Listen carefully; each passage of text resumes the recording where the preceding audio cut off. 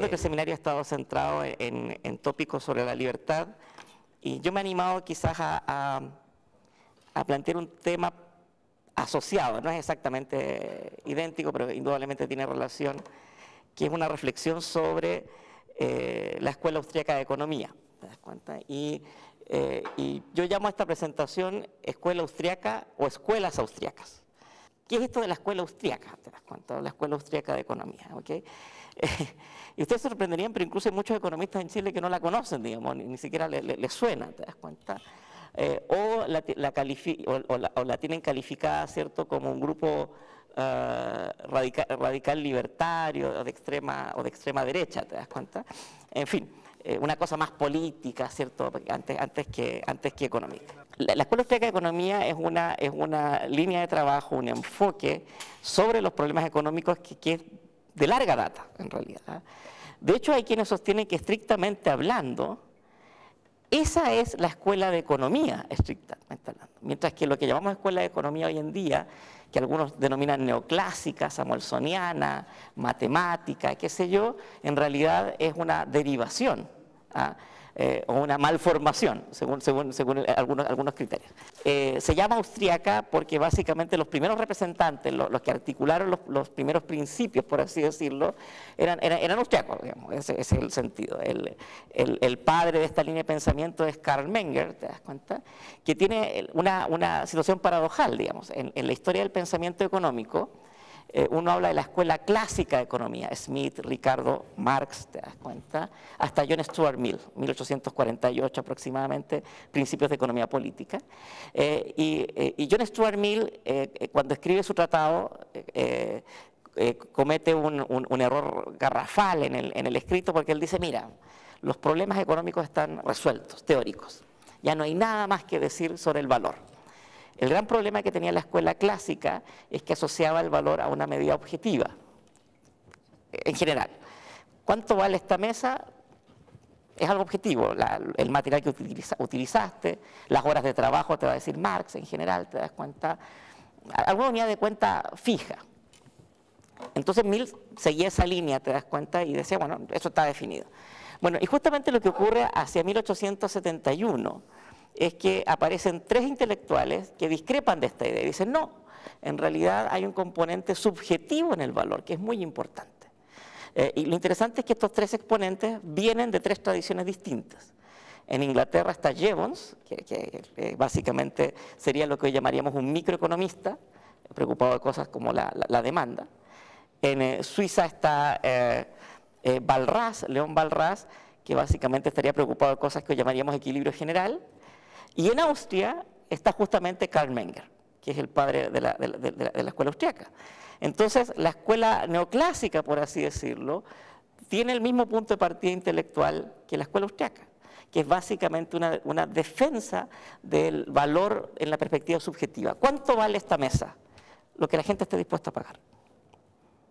Así de sencillo y así de crudo. Bueno, décadas después, este enfoque va a ser complementado con Marshall, ahí aparece la oferta y la demanda, y ahí sigue la historia que uno aprende en la escuela de economía y en los cursos tradicionales.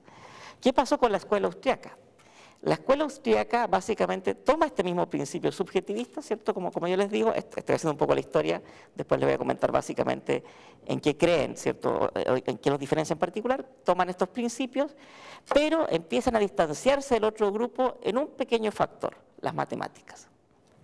Entonces el punto de ellos era el siguiente: yo puedo aceptar que mi valoración de la mesa es subjetiva, es marginal, va en el margen, como dicen los economistas, y como decía Menger, que comparte esa idea, ¿ok? Pero lo que no puedo aceptar es que exista algo parecido a una condición de equilibrio, porque una condición de equilibrio implica algo estático. Y los austríacos básicamente consideran que los mercados y los procesos de decisión son dinámicos. Y la matemática, por lo menos la de la época, simplemente trabajaba en una perspectiva estática. Ustedes saben que hay una dinámica económica hoy, pero tiene otras connotaciones. Entonces, esta crítica inicial se fue haciendo mucho más radical en el tiempo y amplió la distancia entre estos dos grupos. Pero no es la única diferencia, como les comentaré después. Este grupo austriaco, liderado por Menger, seguido por Eugene von Baaber, después, unas generaciones más tarde, va a venir Mises, Ludwig von Mises, Hayek, va a migrar, literalmente, físicamente, migran a Estados Unidos. Entonces, aunque hoy hablamos de Escuela Austríaca de Economía, en realidad este grupo es más bien norteamericano hoy en día, o sea, está afincado en Estados Unidos porque ahí fueron recibidos. Migraron a Estados Unidos o a Londres, en el caso de Hayek, básicamente por cuestiones políticas, huyendo los nazis en su momento de la Segunda Guerra Mundial. Mises, por ejemplo, se instaló en Nueva York y ahí tuvo un seminario hasta su muerte en la Universidad de Nueva York. Ahí daba clases, ¿cierto?, en ese punto. Hayek se fue a Londres, estuvo un par de años en la London School of Economics, así que él llevó un poco la tradición hasta allá. Hayek era el gran rival intelectual de Keynes. En los años 30 había dos grandes economistas a nivel mundial. Esto cuesta creerlo hoy en día, cuando uno dice Keynes, que sí o no. No, el que le hacía el contrapeso era Hayek. Y Hayek era el que decía, cuidado con Keynes, que Keynes te está diciendo barbaridades. La disputa, en todo caso académica, por muchos años, la perdió Hayek. Y la perdió a tal punto, como ustedes saben, que Hayek dejó prácticamente de escribir economía y se fue a Estados Unidos, a Chicago, a estudiar, a enseñar y reflexionar sobre filosofía política, sobre las condiciones de la libertad. Por eso cuando uno habla de la economía de Hayek, en realidad está hablando de los textos de los años 30 hacia atrás. Los textos de los años 30 en adelante son esencialmente de filosofía política y grandes defensas de la libertad, por nombrar algunos, la Constitución de la Libertad, la fatal arrogancia y por supuesto, derecho, libertad y legislación. Me parece que ese es el nombre preciso. ¿Okay? Pero esos son tratados filosóficos paradojalmente escritos en Chicago, no en economía. Hayek estuvo en una unidad aparte de economía y de hecho los economistas de Chicago, yo conozco uno muy querido, el profesor Fontaine, ha escrito una memoria sobre su estadía en Chicago y en la memoria es muy divertida. Él dice, había en el segundo piso, en el edificio al lado, un viejo loco que no hablaba de economía, que en nuestra perspectiva decía puras tonteras. ¡Qué vergüenza! Me perdí la oportunidad de haber conversado con Hayek, premio Nobel en los años 70. Es una anécdota, ¿te das cuenta? Hayek reflexionó mucho, claro, Hayek no estaba haciendo economía, estaba haciendo filosofía política, ¿te das cuenta? Y para los economistas de Chicago, en los años 50 o 60, que estaban en el sumum de la matematización, eso era una cosa exótica, era sociología, historia, irrelevante en aquel entonces, ¿ok? En fin, así que esta línea se traslada a Estados Unidos y como les digo, ahí se asienta y tiene hoy varios centros importantes de difusión, aunque siguen siendo bastante marginales en la academia, esa es la verdad del asunto. Y yo creo que hay algunas razones prácticas para ello. Se han puesto de moda hoy en día con la crisis económica, porque se acordaron de que una cosa que caracteriza a los austriacos es su eterno pesimismo. Hay razones para creer que la economía capitalista tal como la conocemos va a caer en una crisis. No por las razones que decía Marx, no porque haya una lucha de clases, no porque haya libre mercado. Ya les voy a comentar después cuál es la razón, que es bastante sencilla. Entonces, cuando se han producido estas últimas dos crisis, 2008-2009 y la actual, la europea, en definitiva, la crisis fiscal europea, todos han acordado de que Hayek algo dijo en los años 30, Mises algo dijo también posteriormente, y Rothbard, qué sé yo, en los años 70, y otros hoy en día mucho más sofisticados. ¿Qué es lo que caracteriza a la escuela austriaca en general? Yo les dije que esto se llama escuela austriaca o escuelas austriacas. Bueno, escuela austríaca en el sentido de que hay elementos comunes. Ustedes toman a distintos autores que se reconocen como austríacos y efectivamente notan que hay un gustillo común. ¿Qué es ese gustillo común? Yo diría que lo primero es el énfasis en el individuo. La economía neoclásica, por cierto, en general parte de los individuos, pero sobre todo la macroeconomía suele volverse loco con los agregados, ¿te das cuenta? Hoy en día trata de darle bases microeconómicas y volver al individuo, y está bien. Los austríacos, en cambio, plantean que no se puede hacer economía si tú no partes del sujeto. Todo lo demás es pura música. No hay sociedad. Esto suena fuerte. No hay sociedad. La sociedad existe, pero es resultado de algún proceso de interacción voluntario entre las personas. Y esa interacción primero fue acción. Por eso digo que estos tipos son muy filosóficos, ¿te das cuenta? Y básicamente lo que distingue al hombre, la primera verdad puntual es que el hombre actúa. Ese es casi el teorema 1, digamos. Ejercemos conducta deliberada. No es estocástico, no es aleatorio, y tampoco es determinístico. No es que haya un libro del destino escrito en alguna parte en piel humana que diga que hoy te das cuenta, a esta hora ustedes tenían que estar presentes soportándome. ¿Te das cuenta? Y eso es lo rico de este asunto. Como la acción humana es conducta deliberada, entonces el trabajo del economista es básicamente pensar cómo estas acciones, ¿cierto?, se realizan, se materializan, cómo el tipo toma finalmente decisiones y se equivoca. En la escuela austríaca se acepta la posibilidad de error. No hay ningún problema con ello. Es perfectamente posible que haya error. Voy a colocar el contra. ¿Qué es lo que pasa en la escuela económica tradicional? Sí, hay individuos. Sí, pero eso es un individuo tan sujeto a restricciones que al final no es un tipo que actúa o que decide. A ver, yo maximizo la función de utilidad sujeto a un set de restricciones y tengo un resultado. ¿Dónde está la decisión ahí? No hay. Y no puede haberla porque es un ejercicio matemático, que era lo que criticaban los austríacos originales. ¿Te das cuenta? Hay un resultado, por supuesto, ¿te das cuenta? Pero no es decisión, o sea, no es acción. Y eso te limita el análisis en otro punto. Así que uno es esta vuelta al individuo. Que el hombre actúa quiere decir que, fíjate, ¿qué tiene que ver esto con economía? Mucho. Que el hombre actúa, para que el hombre actúe deliberadamente, tiene que darse una interacción entre dos cositas. Una son los fines. Lo llaman así, finalidades, objetivos, qué sé yo. Y todos ustedes conmigo tenemos fines en la vida. Y los fines, ¿por qué son importantes? Porque a los fines les damos valor, son valiosos. Son valiosos. Pero para lograr los fines necesitamos la segunda dimensión, que son los medios. Y ahí está el truco. El truco es que los medios son escasos. Y ahí aparece el problema económico. El problema económico es que yo tengo muchos fines, pocos medios, y por lo tanto de alguna forma tengo que asignar los medios, para satisfacer esos fines. ¿Se dan cuenta? He explicado lo mismo que se explica en un curso de economía con 3 o 4 ideas muy sencillas. Y de hecho, si siguiéramos, podría explicarles el concepto de marginalidad simplemente con estos ejercicios, sin hacer un solo gráfico o una curva en la pizarra. Esa es la idea. ¿Te das cuenta? No es tan distinto al final, ¿te das cuenta? Pero el punto, por lo menos en ese punto de partida. ¿Okay? ¿Cuál va a ser el mensaje final? Y podemos hacerlo mentalmente. Imaginen que yo les paso 10 hojas a ustedes. Son 10 medios. Y les pido que ustedes hagan con cada hoja lo que se les parezca. Y ustedes me van a decir, mira, aquí voy a escribir, tomaré apuntes, haré un poema, una carta, ya nadie escribe carta a esta altura, pero bueno, te das cuenta. Y la última ya, la 10ª hoja la arrugo, te das cuenta, y se la tiro al profesor.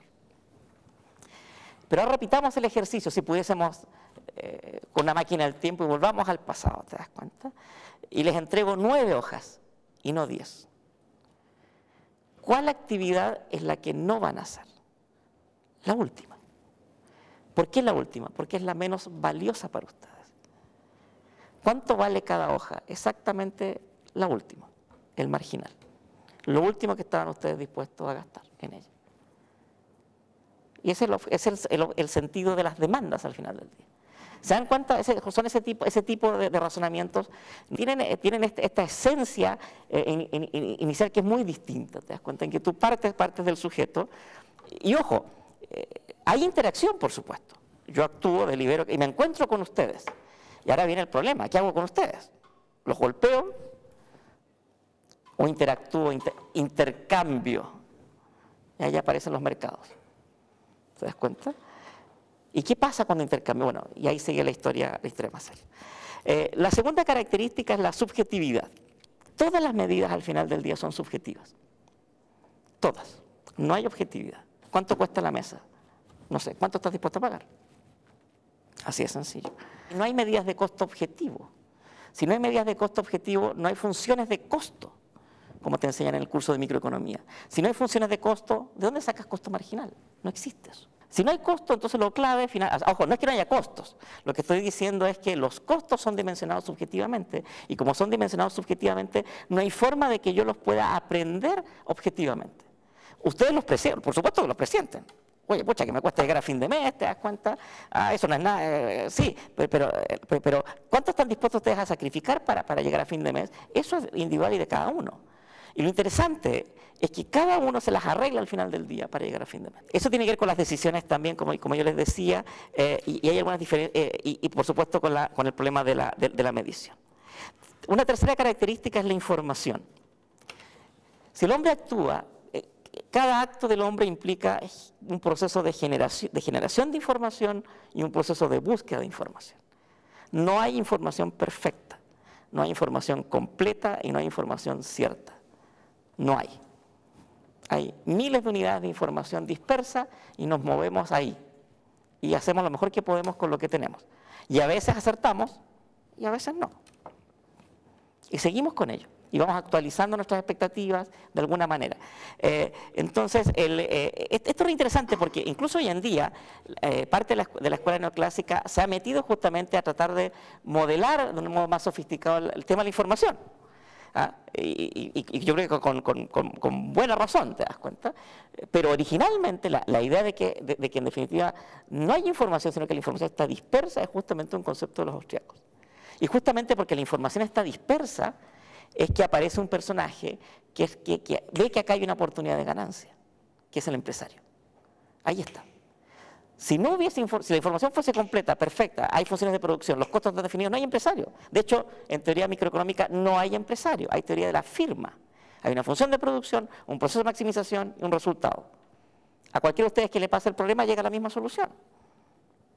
Eso no es empresarialidad. Empresarialidad es justamente que hay un tipo que está buscando en una nube de oportunidades, ahí está, y arriesgo, y gano o pierdo. ¿Te das cuenta? Es justamente por eso entonces que en esta perspectiva el empresario juega un papel muy importante en la teoría austríaca. ¿Te das cuenta? Esta información está dispersa, no hay forma de articularla. Esto también es importante para la teoría austríaca al rol del Estado. Como la información está dispersa, el que mejor sabe qué es lo que le conviene a cada cual es cada cual. Por eso el socialismo, desde la perspectiva de los austríacos, estaba condenado a fracasar.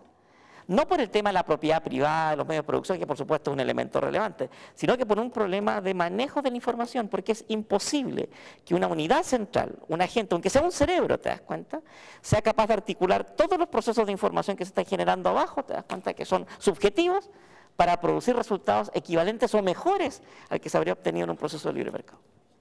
Simplemente imposible. ¿Te das cuenta? Y esta crítica después se lleva a otra dimensión, un poco más conflictiva. Si eso es cierto, entonces también es cierto que la política pública es poco eficiente o es poco concreta. Y los austríacos dirían, sí, justamente lo que estamos diciendo. Todo intento de hacer política pública corre el riesgo de chocar justamente con la subjetividad de los agentes, que son más rápidos que cualquier política pública, al final del día. Eso no quiere decir que no haya que hacer política pública necesariamente, y le voy a comentar que es justamente un punto de discrepancia entre ellos. Como sea, información dispersa, subjetividad, individualidad, interacción. Claro, los agentes actúan, pero también interactúan. Te encuentras con el otro. Y claro, acá hay dos posibilidades, o lo subyugo, o me subyugan, ¿te das cuenta?, o intercambiamos. Y eso es maravilloso. ¿Sí? Lo maravilloso es que a pesar de todas las diferencias, eso cuando uno mira, si no fuese capaz de mirar, es que las economías de mercado, más o menos libres, te das cuenta, en cualquier economía, son realmente mecanismos impresionantes. A veces uno está tan imbuido en ellas o cree que esto puede ser un discurso de derecha que no le presta atención a eso, pero es maravilloso que la cuestión funcione. A ver, explicarle a una persona que ha vivido toda su vida en una economía planificada, centralmente planificada, mira, al día siguiente vamos a tener una economía de mercado. ¿Y qué significa eso? Nada, que si quieres comprar el pan tienes que ir a comprarlo. ¿Y cómo sé que va a haber pan? No te lo puedo garantizar. ¿Y cómo sé que el precio lo voy a poder pagar? No te lo puedo garantizar. ¿Y cómo sé que habrá pan pasado mañana? No lo sé. Y funciona. Eso es lo llamativo, es que funciona al final del día. Con todos los resquemores y con todos los problemas que haya, el mercado al final del día es un mecanismo de coordinación. Y esta es también una crítica a la economía tradicional. Lo que pasa es que en la economía tradicional el mercado generalmente se ve bajo el prisma del modelo de competencia perfecta, que es un instrumento didáctico muy rico para explicar el proceso de intercambio, la formación de los precios y la asignación de los recursos.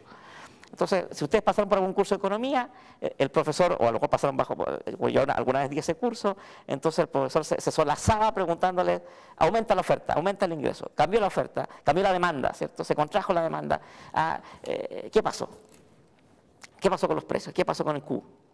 Y ahí uno se entretiene molestando a los alumnos, ¿te das cuenta? Para que digan alguna cosa razonable. La respuesta razonable que todo profesor de introducción a la economía espera ante esas preguntas es, depende. Depende de cuál sea la forma de las curvas de oferta y demanda, y eso es geometría. Siempre que aumente la demanda va a subir el precio, depende. Si la oferta es plana, no. ¿Se dan cuenta?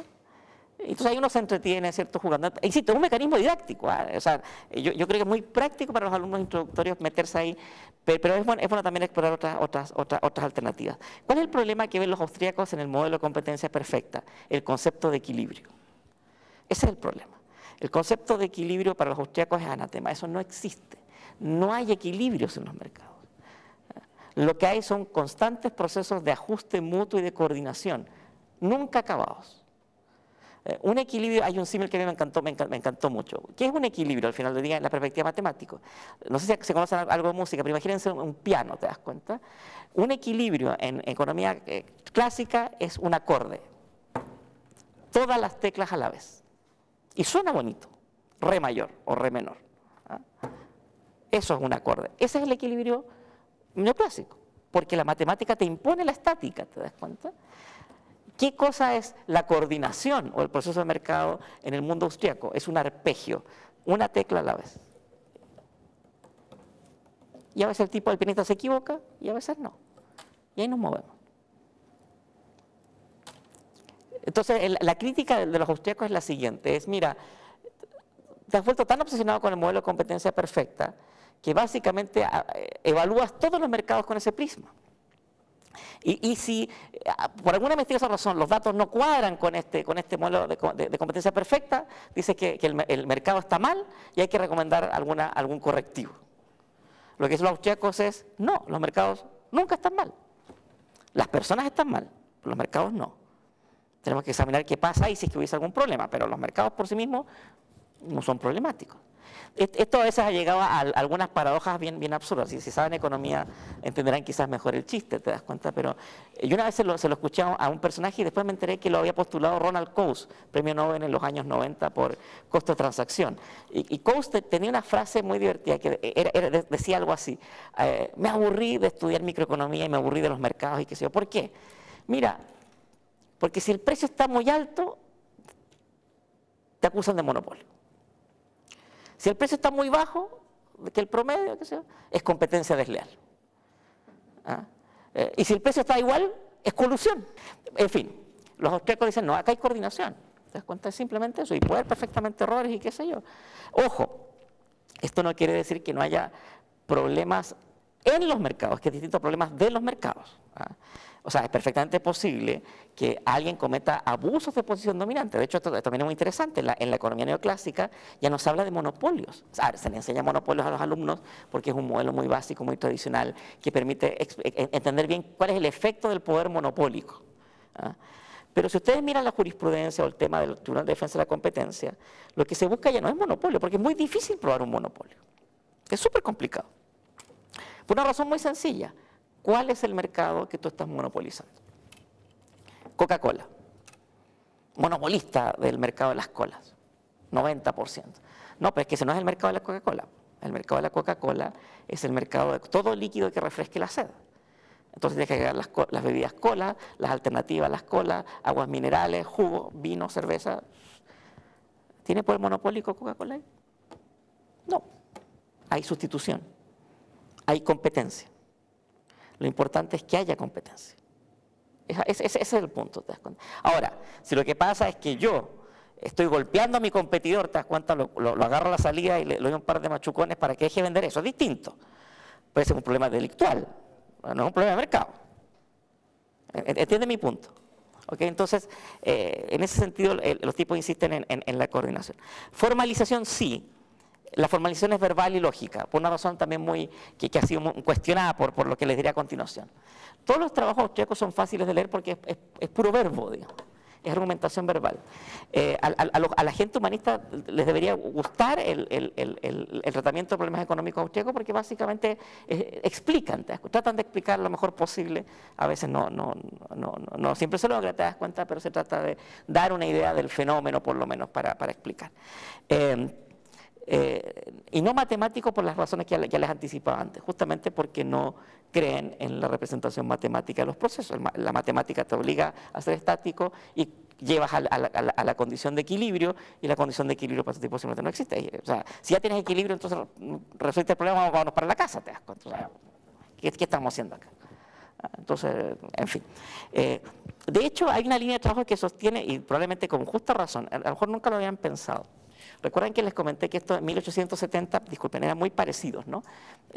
Se encuentran justamente en el punto de largada. 1870, Jevons, Walras, los dos muy matemáticos ambos, y Menger, que toma la otra línea, te das cuenta, la línea que llamamos austríaca. Bueno, hay una línea que dice que, ¿cuál es el punto acá? Y esto está declarado expresamente por Walras, por lo menos. Walras estaba obsesionado con la física de la época. Estaba obsesionado, o sea, decía, mira, lo más maravilloso que existe es la física, porque es precisa. Es la física del siglo XIX.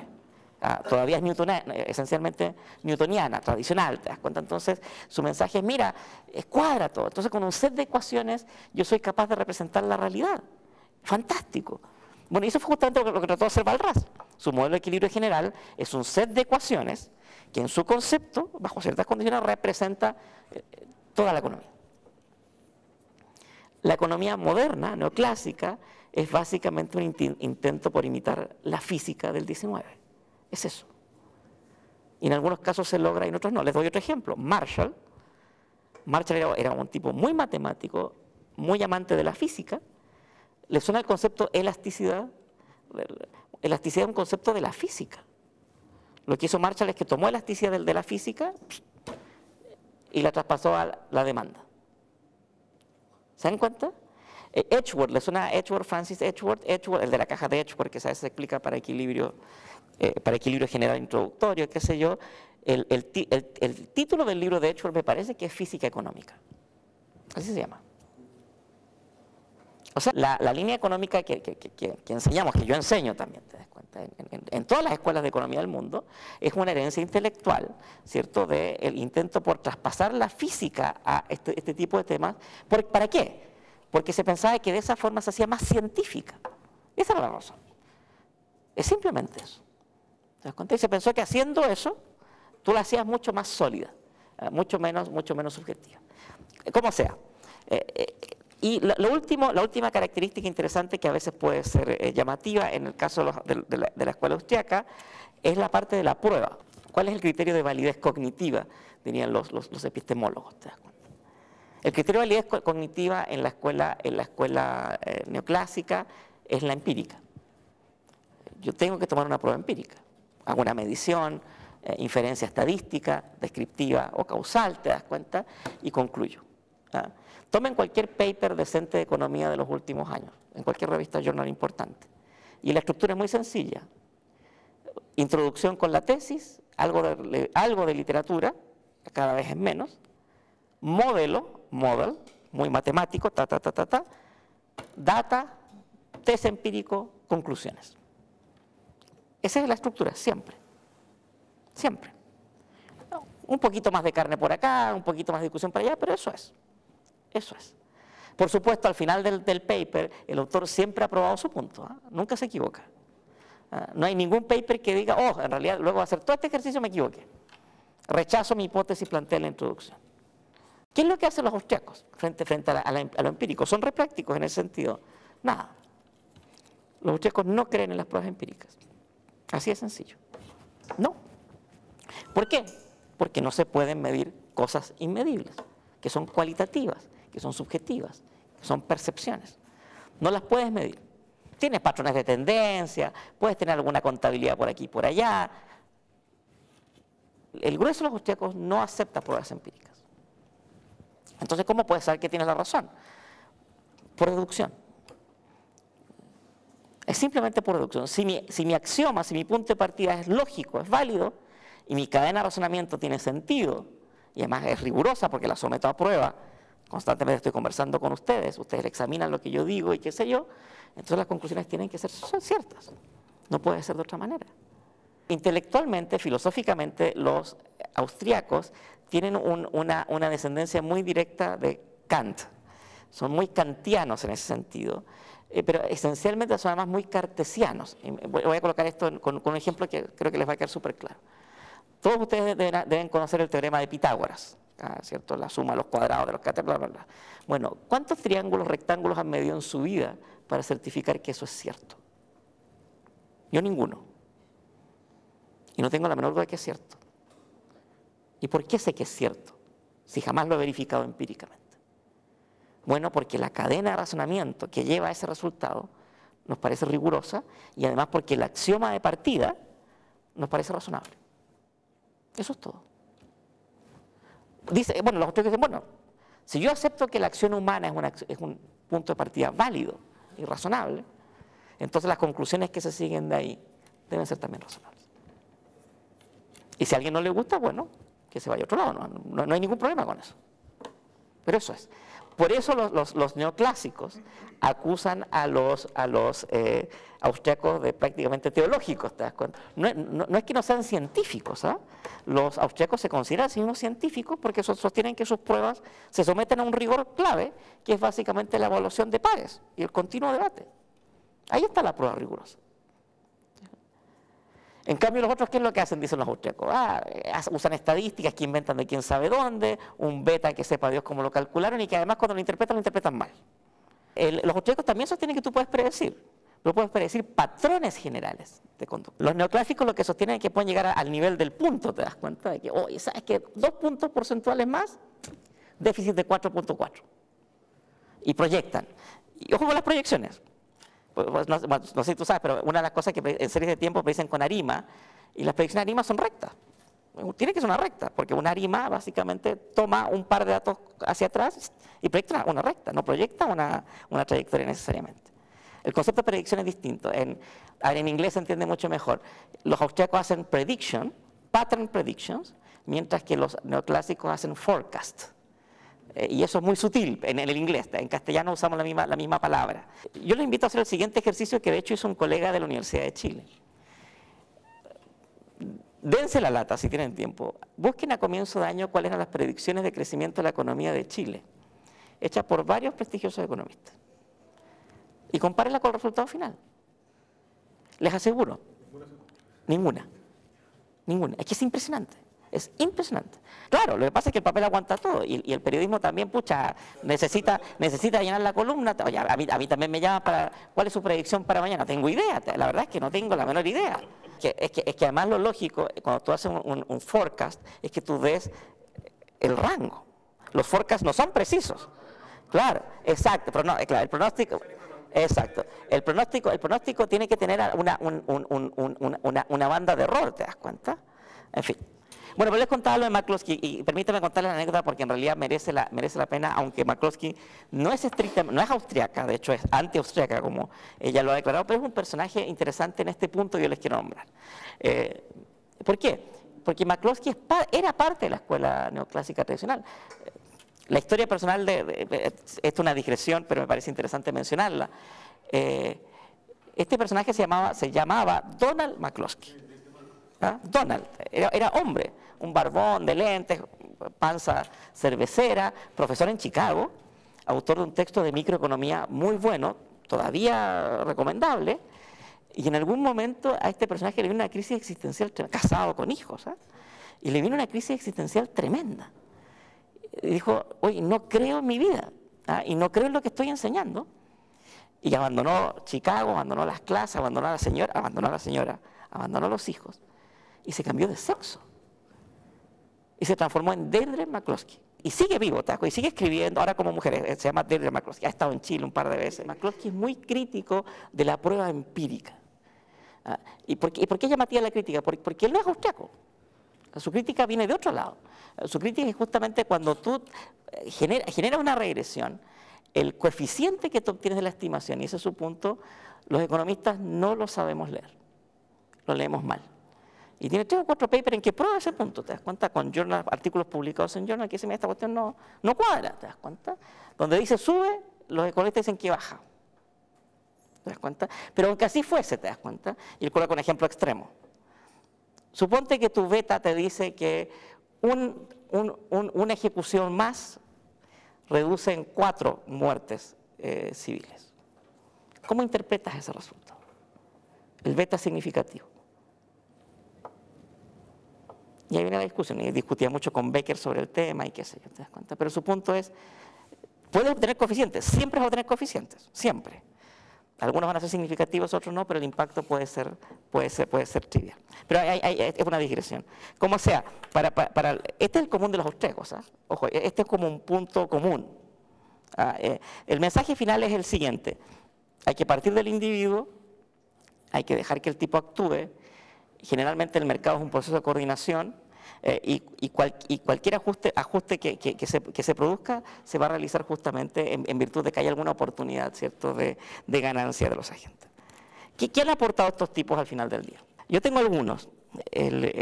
Bueno, el primero es el tema del empresario, que yo considero que es uno de los más valiosos y menos aprovechados probablemente. Yo estudié en España, fue una clase de Jesús Huerta, que es muy austriaco, por supuesto, ¿te das cuenta? Y yo venía del Chile todavía de fines de los 90, ¿te das cuenta? Y Huerta empieza a ser empresario por acá, empresario por ahí, y dije, ¿a qué hora se lo comen vivo estos tipos? ¿Te das cuenta? Porque acá en Chile hablábamos mal del... O sea, el concepto de empresario suena feo, ¿te das cuenta? Suena explotador y qué sé yo. Nos gusta más disfrazarlo con eufemismo como emprendedor. ¿Te das cuenta? Entonces ya la gente no hace empresas, no hace emprendimientos. ¿Qué cosa es un empresario en este lenguaje? Un empresario en este lenguaje es básicamente un tipo que ve una oportunidad de ganancia o una descoordinación en el mercado y corre ahí a aprovecharla. ¿Te das cuenta? Eso es. ¿Y por qué es interesante esto? Porque lo que hace este empresario es que básicamente genera los ajustes de coordinación que requiere el mercado y va creando valor. Ojo, esto no necesariamente es una cosa crematística o mercantil. Las personas filantrópicas, ¿te das cuenta?, ven alguna oportunidad de ganancia moral, ética, salvación, lo que sea, ayudando a los demás. ¿Y qué significa eso? Bueno, que antes ese servicio que no estaba, ahora está. Antes no había un hospital para los intocables y ahora hay un hospital para los intocables. ¿Cuál es el punto acá? El mensaje desde la perspectiva de los austríacos es la siguiente. En la teoría neoclásica sigue muy marcada por la idea de la firma, por lo tanto el empresario desapareció. El proceso de firma teórico en economía es maximización o minimización, ¿te das cuenta? Pero no hay empresario ahí. Tú ya sabes qué es lo que hay que hacer, ¿te das cuenta? Es como que ya tienen el problema y tú lo resuelves analíticamente. El problema del empresario es justamente, primero, ¿qué hay que hacer? Y una vez que lo haces, ¿cómo procedes? Pero se agregó una versión un tanto negativa, que es la schumpeteriana. Schumpeter era medio austriaco, medio neoclásico, ¿te das cuenta? Estaba viviendo en Harvard y en un libro más bien de filosofía política, que es Capitalismo, Socialismo y Democracia, ¿te das cuenta? Que es una reflexión sobre el Occidente y la Unión Soviética al final del día, ¿te das cuenta? Él introduce o desarrolla con mucha más calma el concepto de destrucción creadora o creación destructora. Pocos de ustedes seguramente han mandado a reparar un paraguas. Se le rompió el paraguas, lo bote y compras otro, ¿te das cuenta? Reparador de paraguas era una profesión, un oficio relativamente conocido a comienzos del siglo XIX. El empresario, el que creó los paraguas más baratos, destruyó. En cambio, para los austríacos no. Para los austríacos el empresario crea siempre, coordina. Y las otras actividades tienen que desaparecer, tienen que ajustarse nomás, es inevitable, ¿te das cuenta? Claro, yo puedo dar una oportunidad de ganancia de carrera sencilla. Si yo corro rápido, le quito el computador a él. Pero ahí no estoy creando nada. Claro, una oportunidad de ganancia mía, pero es de pérdida de él. ¿Te das cuenta? En realidad lo que estoy haciendo ahí es una redistribución, nada más. La gracia del intercambio o de la creación del empresario es que no es mera redistribución. Por supuesto que puede haber empresarios con ideas malas, por así decirlo, ¿te das cuenta? Es cierto, porque somos humanos, que tenemos debilidad y por supuesto hay gente también corrupta y es así, ¿te das cuenta? Pero la forma de percibirlo también es re sencillo. La pregunta es, bueno, ¿cuál es el servicio que tú prestas al final del día? ¿Te das cuenta? ¿Es realmente creación de valor o es meramente redistribución? Y créeme que los verdaderos servicios, ¿te das cuenta?, crean valor, no meramente redistribuyen, ¿te das cuenta? Esto también es traumático para los alumnos universitarios, ¿sabes? Porque para hacer esto no se requiere ningún título. no se requiere capital humano. Y esto duele muchísimo, ¿eh? Muchísimo, muchísimo a varios que dicen, pero ¿cómo es posible? ¿Cómo es posible que Paulman, ¿tendrá cuarto medio Paulman? Quizás, no lo sé. ¿Pero por qué? Bueno, porque lo que importa no es el capital humano. O sea, el capital humano es importante. Seguramente él tenía algún capital humano específico para su actividad. Lo que importa es que el tipo encontró una oportunidad de negocio, ¿te das cuenta? Una oportunidad y ahí me meto, ¿te das cuenta? Y trabajo a riesgo, me juego el pellejo en la actividad, ¿te das cuenta? El segundo aporte interesante de estos tipos, creo yo, y es el que está muy de moda hoy en día, es la teoría del ciclo económico. Yo les comenté que para los austriacos la economía capitalista, tal como la conocemos, está condenada a algún tipo de desastre, ¿cierto? Una cosa, puede sonar tremenda, así como se las digo. Y la explicación austriaca es bien ingeniosa. Y hoy en día varios le están prestando un poquito más de atención. Ojo, el problema no es como decía Marx, que tiene que ver con la explotación a los trabajadores, ¿te das cuenta? Porque el cuento de Marx era, tú explotas a los trabajadores, entre paréntesis, como el valor que él pagaba era objetivo, ¿te das cuenta? Ahí se generaba en definitiva la plusvalía, ¿te das cuenta? Y generaba entonces que, claro, cuando se produce la crisis, ¿te das cuenta? Tú no le puedes pagar a los trabajadores y es un desastre. Pero tú quitas el tema del valor objetivo y la tesis de Marx se desarma automáticamente. Así que no tiene que ver con el tema de la explotación. Y tampoco tiene que ver básicamente con, como señalaba Keynes en su momento, con los animal spirits. Los animal spirits siempre existen. Los tipos invierten, se arrancan, te das cuenta. Sí, pero no son determinantes. ¿Cuál es la explicación de los austriacos a este problema? Y la explicación de los austriacos en realidad es súper simple, y a veces tan simple se la ha acusado de simplona por los críticos. Es muy sencillo, es el Banco Central. Se han logrado tantas cosas políticamente, históricamente, que incluso nuestro lenguaje es completamente confuso. Y dan un par de ejemplos que les voy a mencionar antes de explicar mejor el tema de la tesis del ciclo. Primero que nada, ¿qué es inflación? Bueno, y hacemos una prueba y los alumnos dirán, inflación es el aumento de los precios, ¿cierto? Sostenido los precios, ¿te das cuenta? El concepto de inflación, que es de los años 20 o de los años 10 del siglo XX, tenía un adjetivo. El adjetivo era inflación monetaria. Y la inflación monetaria, ¿qué cosa era? Era el aumento excesivo de la oferta de dinero, cuyo efecto era el aumento en los precios. Y gradualmente, ¿qué fue pasando? Que le quitamos el calificativo monetaria y utilizamos inflación, que era la causa, para señalar el efecto. Entonces todos hablamos hoy de inflación, pero como que se nos quedó el tema monetario ahí, aunque he tratado hoy de subsistir. Bueno, segundo ejemplo, depósitos. Y hablamos de depósitos a la vista, depósitos a plazo, y qué sé yo. No, cuidado, ¿eh? Depósito es cuando tú, en el lenguaje de los austriacos tradicional, un depósito es cuando tú vas a un banco y básicamente entregas tus recursos, tus activos, tu dinero, ¿cierto?, en custodia. Y tú contratas el servicio de depósito. Eso es muy distinto al otro depósito, que es básicamente un préstamo que tú le haces al banco y por el cual el banco se obliga a devolvértelo en algún momento con un interés. ¿Por qué utilizamos depósito para las dos expresiones? Bueno, los austriacos son muy mal pensados, dicen que es para confundirnos.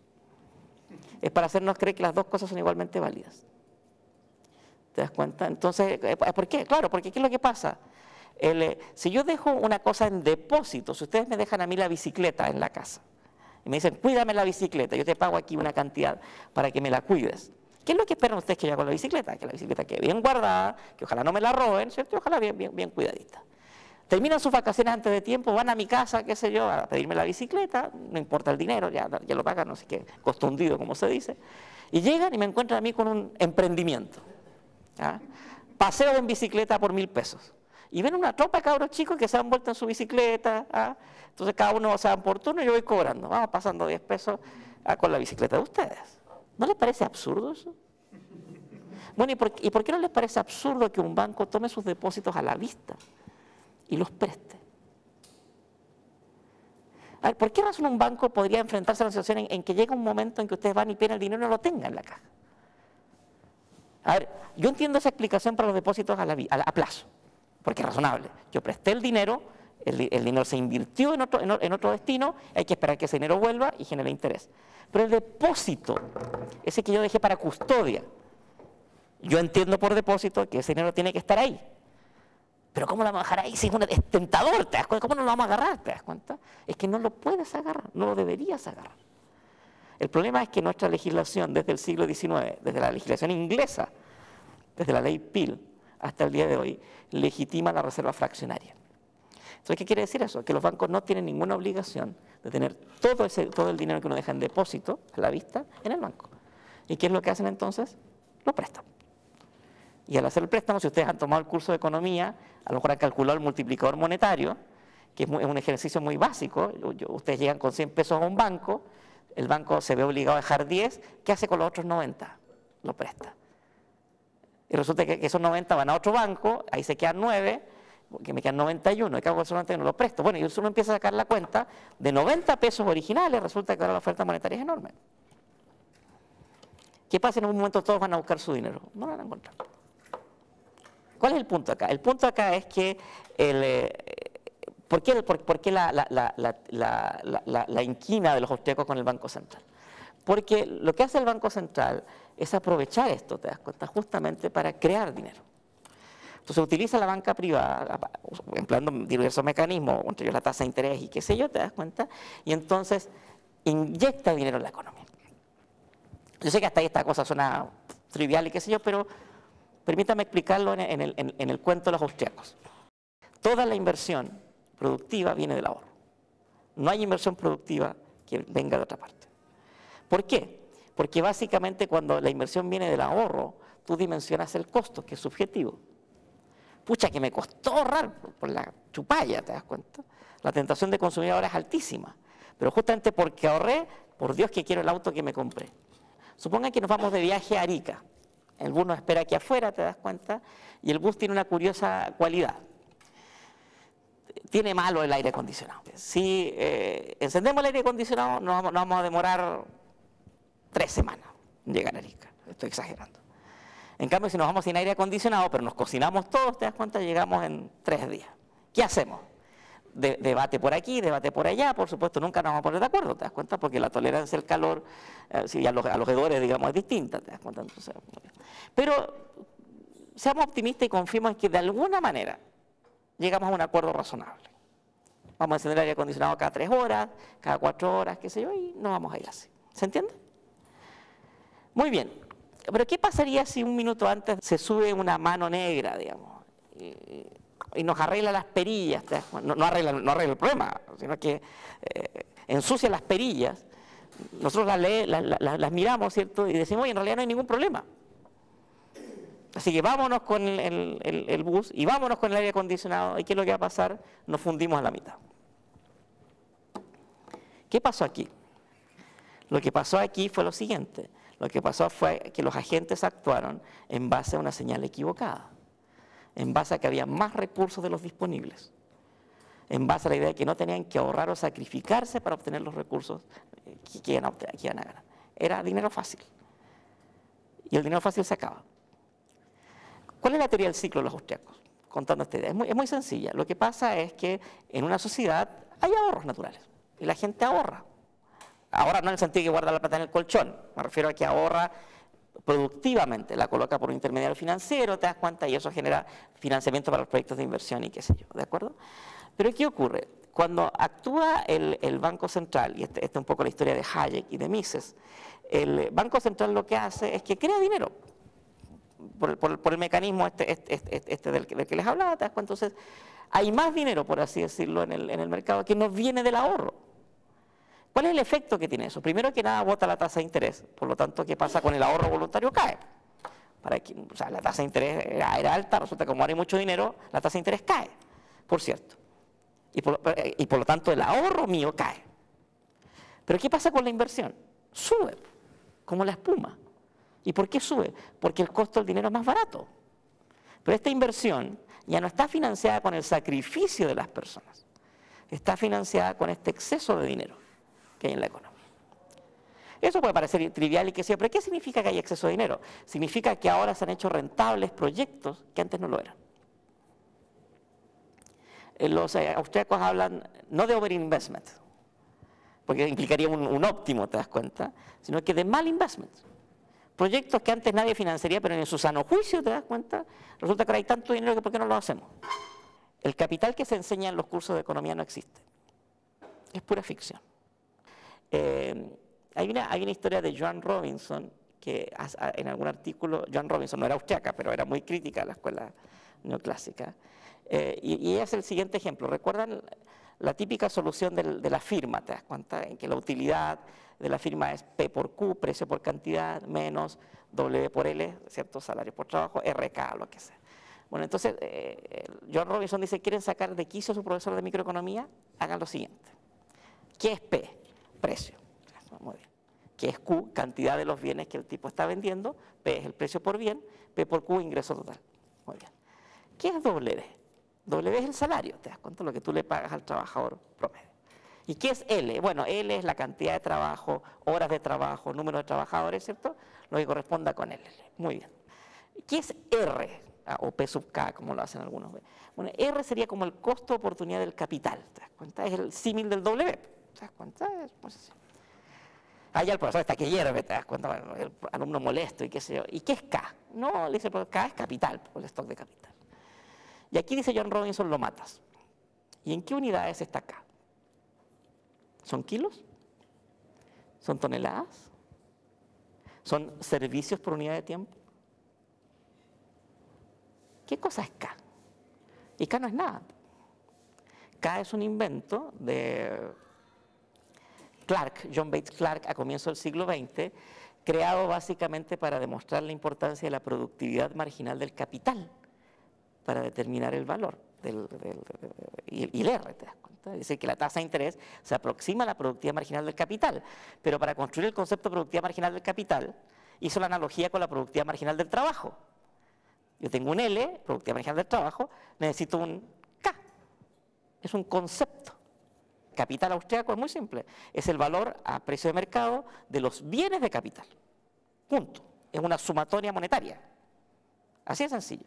¿Y los bienes de capital qué son? Ustedes lo deciden en su proceso productivo. Para mí puede ser simplemente el lápiz, para otros será la maquinaria, eso tiene un precio, y ese es mi capital. Yo sé que la diferencia aquí puede parecer trivial, pero no lo es para algunas implicaciones. ¿Por qué? Porque si uno mezcla esto con la teoría del ciclo, justamente lo que pasa con la teoría del ciclo es que cambian los precios relativos y por lo tanto eso genera que ciertos bienes de capital se hagan más atractivos que otros. Y genera los problemas del ciclo económico. Finalmente, y con esto termino esta parte, está la crítica al socialismo, la crítica a la posibilidad de dirigir la sociedad con mandatos coactivos, y básicamente es por la historia de la información, como les decía. Bueno, me extendí demasiado, pero voy a cortar ahora con lo último. Porque estos son los puntos comunes. Tomen cualquier economista austriaco y los van a encontrar por ahí repartidos. Pero hay diferencias. Visto desde fuera, la escuela austriaca se ve como bastante homogénea, pero en realidad hay bastante dinámica al interior de la escuela austriaca. Yo tengo la impresión de que hay al menos 3 líneas de trabajo dentro de la escuela austriaca. Comparten algunos de los elementos que yo les mencioné, la mayoría, pero hay algunos puntos en que efectivamente hay divergencias. Si me permiten, lo voy a colocar en una triada. Mises, Rothbard, el americano, y Hayek, ¿te das cuenta? Entonces, y les voy a colocar los temas, ¿te das cuenta? Por ejemplo, ¿cuál es el rol del Estado? Si debe aparecer acá. Bueno, la lectura simple de la escuela austriaca diría que ninguno.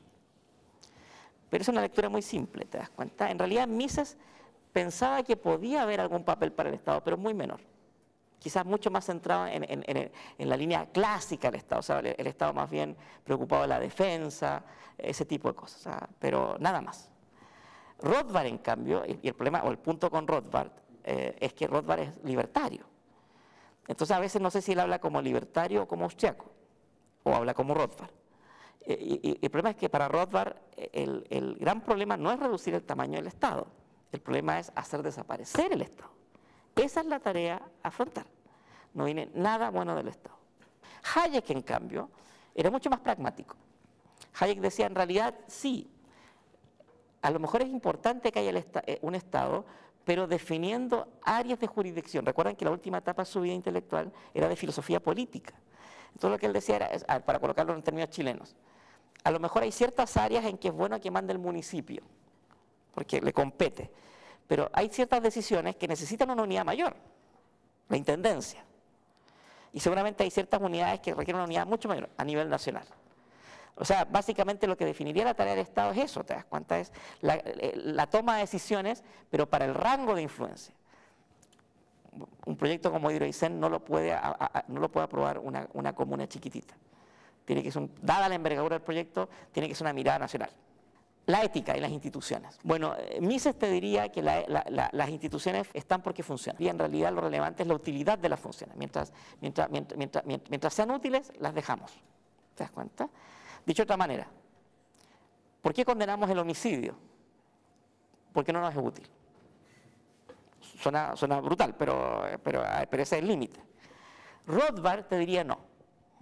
Rothbard, curiosamente, con todo lo libertario que era, él sostenía, mira, hay principios fundamentales inscritos en alguna parte, ¿te das cuenta? Algunos dirán que viene de Dios, otros dirán que fue la razón. En el lenguaje diríamos es derecho natural, curiosamente, ¿te das cuenta? Y esos principios son inamovibles, ¿te das cuenta? Y básicamente esos principios dicen no matarás. Y las sociedades que respetan esos principios prosperan, y las otras no. Hayek, en cambio, era evolucionista. Hayek sostenía en realidad las instituciones son resultado de un proceso nunca acabado de prueba y error. ¿Qué fue pasando? Bueno, a veces dijimos permitamos el homicidio, oye, pero si permitimos el homicidio vamos a desaparecer. Entonces a lo mejor es mejor no permitirlo. Y fuimos aprendiendo en el camino. Entonces las instituciones que conocemos hoy, que son, ¿por qué valoramos la propiedad privada? Bueno, porque a lo mejor aprendimos en el camino, diría Hayek, te das cuenta que era mejor tenerla que no tenerla. El empirismo también, que yo les había dicho que para los austriacos era anatema, también hay que matizarlo un poquito. Es anatema para Mises, es anatema para Rothbard, pero Hayek coqueteó mucho con Popper, coqueteó intelectualmente, eso me refiero. ¿Okay? Entonces, sí, hay que tener cuidado con lo que uno dice. Hayek no era tan reacio a la idea de que pudiera haber prueba empírica. Y en lo personal yo gradualmente me he ido convenciendo de que es importante algún tipo de prueba empírica. Me parece que Hayek tenía un punto importante ahí. Y lo otro, simplemente para ilustrar el tema del monopolio. ¿Es posible que en un mercado libre surjan monopolios? Bueno, curiosamente Mises habría dicho que sí. Es perfectamente posible que en un mercado libre por competencia, de repente uno se quedó con todo el mercado y actúe como monopolio. En cambio, Rothbard y Hayek te habrían dicho que no. No, es imposible. ¿Por qué? Porque básicamente hay incentivos propios de la competencia que llevarían, aunque hubiese un solo, ojo, aunque hubiese un solo productor, te das cuenta, del bien, no quiere decir necesariamente que no hay sustitutos, te das cuenta, y eso por lo tanto te abre el espacio a más competencia. Originalmente monopolio era un derecho o cesión que concedía el gobierno sobre ciertas actividades. ¿Se dan cuenta? O sea, ¿cuál es el origen del monopolio? Era súper sencillo, el gobierno. Pero ¿qué pasó? Que con el tiempo se empezó a extender el concepto a la idea de uno o pocos oferentes, te das cuenta, que de alguna forma controlaban los precios. Uno a lo mejor no puede no estar de acuerdo con todos los puntos de ellos, es posible, te das cuenta, pero te obligan a pensar, te das cuenta, te obligan a entender mejor qué estás haciendo.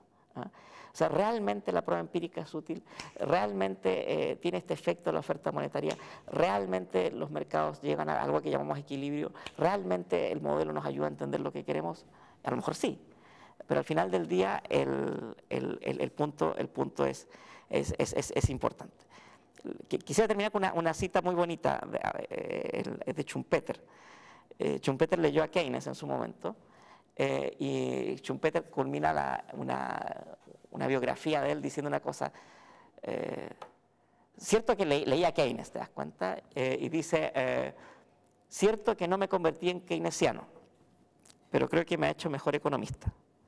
Yo quisiera repetir lo mismo, te das cuenta, a lo mejor no me convierto en austriaco, esa no es la idea, pero ojalá que nos haga un poquito mejor cientista social, ingeniero, filósofo, qué sé yo, te das cuenta, para pensar mejor las cosas.